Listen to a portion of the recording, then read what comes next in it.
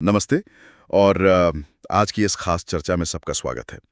हमारे पास Stanford university का एक बहुत ही दिलचस्प लेक्चर है। हाँ, जिसमें स्टार्टअप की दुनिया के दो बहुत बड़े नाम हैं बिल्कुल, वाई कॉम्बिनेटर के सैम ऑल्टमैन। और फेसबुक और असाना के को-फाउंडर डस्टिन मॉस्कोविट्ज। और ये लोग उन फाउंडर्स को सलाह दे रहे हैं जो कुछ बहुत बड़ा बनाना चाहते हैं। बिल्कुल। और आज हम सिर्फ उनके दिए गए बिजनेस टिप्स की एक लिस्ट नहीं बनाने वाले।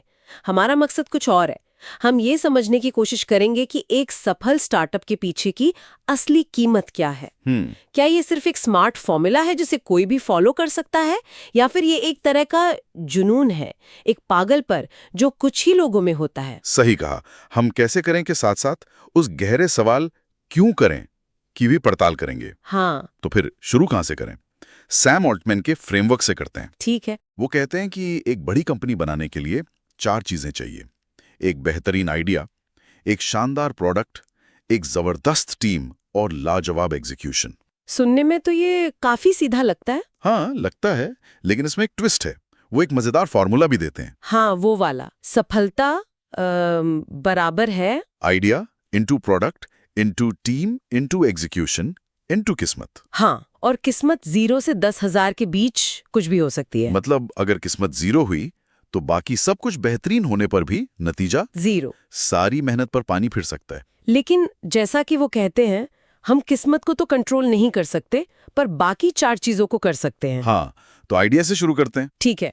आजकल एक आम धारणा है कि आइडिया की कोई कीमत नहीं, सब कुछ एग्जीक्यूशन पर है। पर ऑल्टमैन इस बात से बिल्कुल सहमत नहीं है। नहीं, बिल्कुल नहीं। और ये एक बहुत जरूरी पॉइंट है। वो इस ट्रेंड को चैलेंज करते हैं।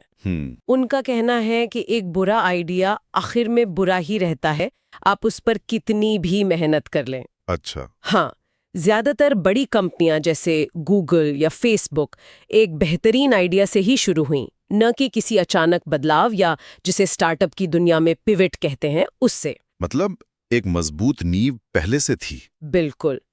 एक मिनट, तो ये बात बहुत दिलचस्प है कि सबसे अच्छे आइडियाज वो हैं जो शुरुआत में सुनने में बेकार लगे। हाँ, ये तो मेरे सोचने के तरीके से बिल्कुल उल्टा है। ये कैसे काम करता है? यही तो सारा खेल है। मतलब एक आइडिया जो सुनने में ही खराब लगे, उस पर कोई पैसा क्यों लगाएगा? सोचिए, अगर कोई आइडिया पहली नजर में ही सबको बहुत अच्छा लगे तो क्या होगा? उस पर बहुत लोग काम कर रहे होंगे। बिल्कुल, उस पर पहले से ही 10 बड़ी कंपनियां काम कर रही होंगी। कंपटीशन बहुत ज्यादा होगा। ऑल्टमैन कहते हैं कि लक्ष्य अलोकप्रिय लेकिन सही होना है। अलोकप्रिय लेकिन सही। यानी एक ऐसा सच खोजना जिसे ज्यादातर लोग नहीं मानते। कोई उदाहरण है इसका? कई हैं। सोचिए, जब गूगल शुरू हुआ था तब वो 13वां सर्च इंजन था। लोगों ने कहा होगा एक और सर्च इंजन, क्या जरूरत है? हाँ, सही बात है। या फेसबुक सिर्फ कॉलेज के बच्चों के लिए एक वेबसाइट, ये कभी बड़ा नहीं बन सकता। और एयरबीएनबी? हाँ, मेरा पसंदीदा उदाहरण। जब ये शुरू हुआ होगा तो लोगों ने कहा होगा, क्या मैं किसी अजनबी को अपने घर के सोफे पर सुलाऊंगी? ये तो पागलपन है। हाँ हाँ, बिल्कुल। ये सारे आइडियाज सुनने में बेकार लग रहे थे, लेकिन उनके फाउंडर्स को एक ऐसा सच पता था जो दूसरों को नहीं दिख रहा था। तो इसका मतलब है कि आपको एक ऐसा छोटा सा कोना, एक छोटा बाजार ढूंढना होगा जिस पर आप कब्जा कर सकें और फिर तेजी से फैल सके, जैसे फेसबुक ने हार्वर्ड से शुरुआत की। एकदम सही। और ऑल्टमैन एक और जरूरी सवाल पर जोर देते हैं जो हर फाउंडर को खुद से पूछना चाहिए, यही समय क्यों? यही समय क्यों? मतलब ये आइडिया 2 साल पहले क्यों नहीं चल सकता था, और 2 साल बाद क्यों बहुत देर हो जाएगी? टेक्नोलॉजी में, समाज में ऐसा क्या बदला है जिससे अब आपका आइडिया सफल हो सकता है? अगर इस सवाल का जवाब नहीं है तो शायद आपका आइडिया उतना मजबूत नहीं है। ठीक है। तो एक बेहतरीन आइडिया तो मिल गया जो सुनने में थोड़ा अजीब है, पर वो सिर्फ दिमाग में है। उसे हकीकत में कैसे उतारा जाए? यहीं पर प्रोडक्ट की बात आती है। हाँ, और ऑल्टमैन की सलाह यहाँ बहुत काम की है। और उनकी सलाह बहुत से लोगों की सोच से अलग है। वो कहते हैं एक ऐसा प्रोडक्ट बनाना जिसे 10 लाख लोग सिर्फ पसंद करें, उससे कहीं बेहतर है कि आप एक ऐसा प्रोडक्ट बनाएं जिससे सिर्फ 100 लोग बहुत ज्यादा प्यार करें, दीवानों की तरह चाहें। ये दिलचस्प है। ज्यादातर लोग तो ज्यादा से ज्यादा यूजर्स तक पहुंचना चाहते हैं, तो कम लोगों के प्यार पर फोकस क्यों? क्योंकि वो 100 लोग आपके सबसे बड़े प्रचारक बनेंगे। वो आपके प्रोडक्ट के बारे में हर जगह बात करेंगे। अच्छा, उनके जुनून के आधार पर कंपनी को बड़ा करना बहुत आसान होता है। एक ऐसा प्रोडक्ट जो ठीक ठाक है, उसे कोई किसी को रेकमेंड नहीं करता। सही है। प्यार से ही वायरल ग्रोथ होती है। बिल्कुल। और ये प्यार हासिल कैसे होता है?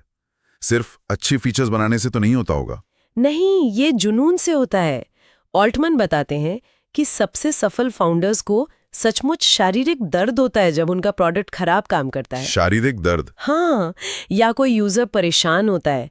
वो अपने शुरुआती यूजर्स को खुद ढूंढ कर लाते हैं। अच्छा। जैसे पिंटरेस्ट के founder Ben Silverman coffee shop में जाकर अजनबियों से कहते थे, क्या आप मेरा नया प्रोडक्ट ट्राई करेंगे?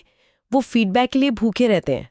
मतलब फाउंडर को शुरुआत में sales person, customer support agent सब कुछ खुद ही बनना पड़ता है। बिल्कुल, क्योंकि यही एकमात्र तरीका है जिससे आप अपने यूजर्स को गहराई से समझ सकते हैं। उनका फीडबैक सीधे आप तक पहुंचता है, किसी मैनेजर के जरिए नहीं। हाँ, यही सीधा कनेक्शन आपको एक ऐसा प्रोडक्ट बनाने में मदद करता है जिसे लोग सच में प्यार करें। लेकिन किसी चीज को इतना प्यार करने लायक बनाने के लिए तो जुनून चाहिए, जो हमें क्यों वाले सवाल पर ले आता है ना? हाँ, बिल्कुल। तो हमने सैम ऑल्टमन के कैसे करे वाले हिस्से पर बात कर ली। एक बेहतरीन आइडिया, एक प्यारा प्रोडक्ट, ये सब एक ब्लूप्रिंट जैसा लगता है।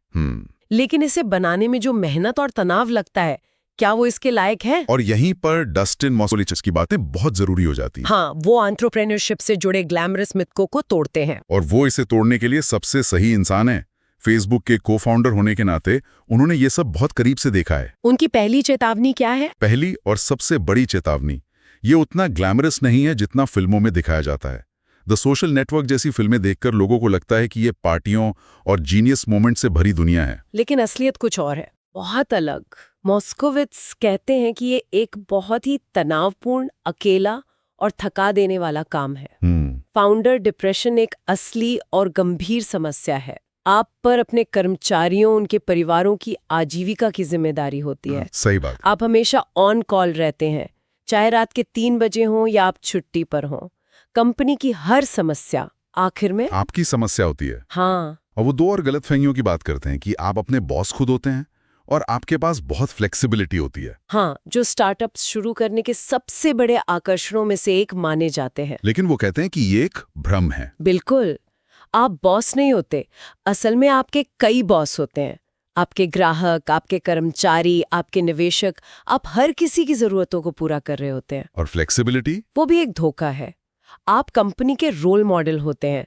अगर आप शाम 5 बजे घर चले जाएंगे तो पूरी टीम का जोश ठंडा पड़ जाएगा। अगर आप धीमे पड़ते हैं तो पूरी कंपनी धीमी पड़ जाती है। सही।